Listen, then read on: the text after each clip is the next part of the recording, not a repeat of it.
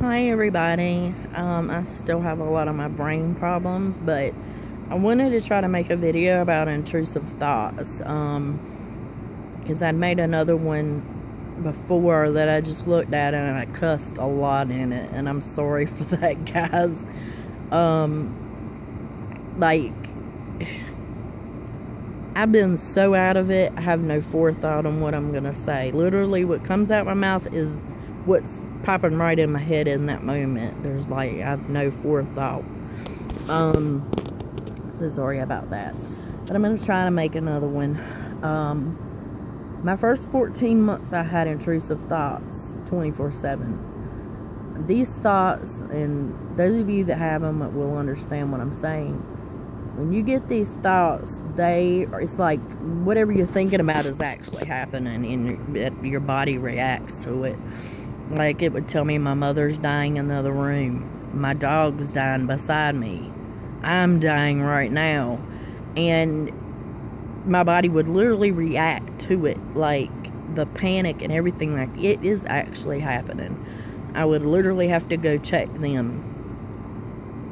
I mean, this stuff can make you feel like you're going crazy, but I swear you're not. I promise you, and I promise it does get better. I haven't had those intrusive thoughts really, since my 14th month. I'm almost to 19 months now. Once in a while I'll get an intrusive thought now, but hardly ever. But what I did to survive this thing, man, is number one, I had to accept it. And I can't tell you how I did it. I really can't. But somehow I was able to say, okay, Jennifer, this is how it is. And you can possibly take you 2 years to recover from this.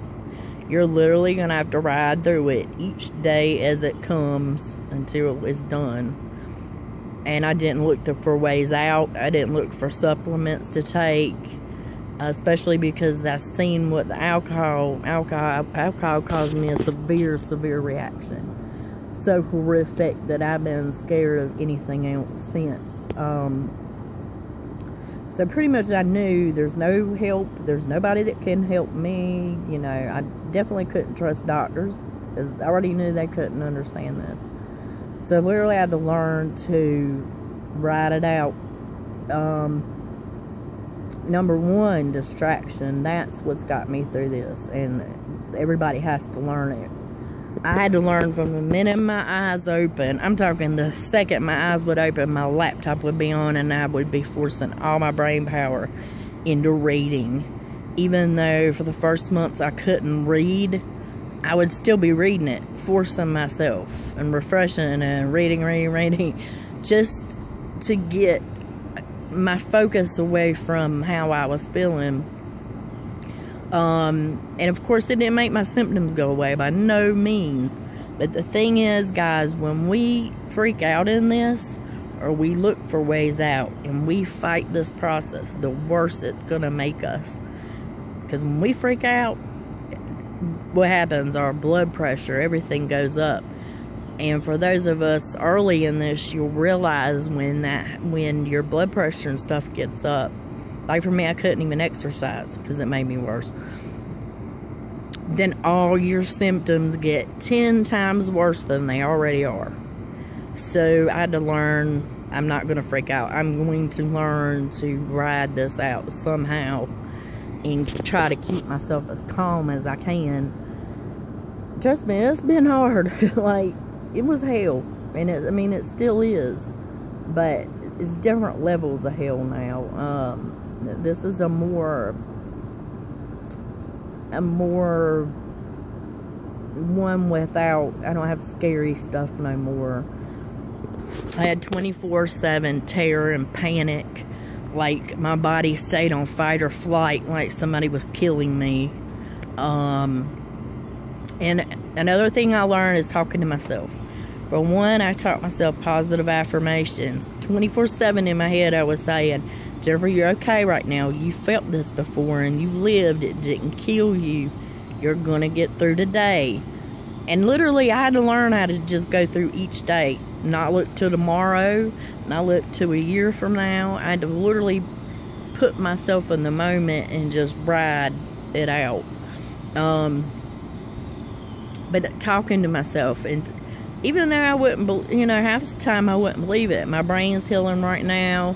Other people have healed. I know I'm gonna heal.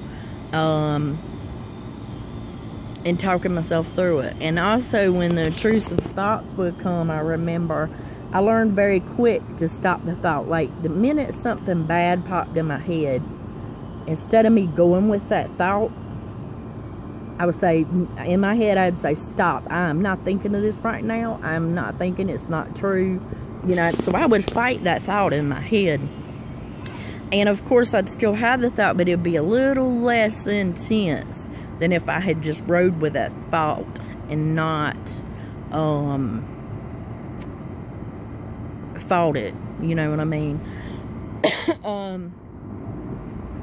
I really don't know how I made it. I really don't. I look back and it's almost like a dream that I even went through all that for so long. Most people don't realize how severe I was, because I'm not one to freak out and, you know, show people how bad off I am. Scream and all that. That's another thing. I mean, I went through a time in the beginning where I had overwhelming need to scream, and I mean, I've had every symptom there is, literally. But talking myself through it, using positive affirmations, meditations have been my godsend, especially at night.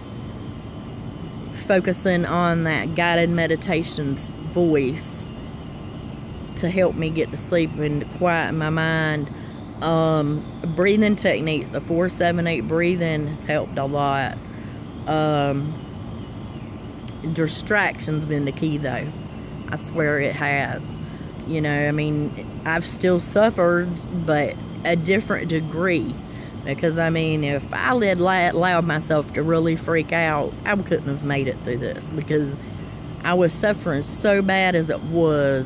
And when I would freak out, it would go to a whole nother 100 times worse level. So I had to learn to ride it out. Know that I'm going to be okay. I've felt this before. And I know this is going to go away. But I just have to ride it out till it does.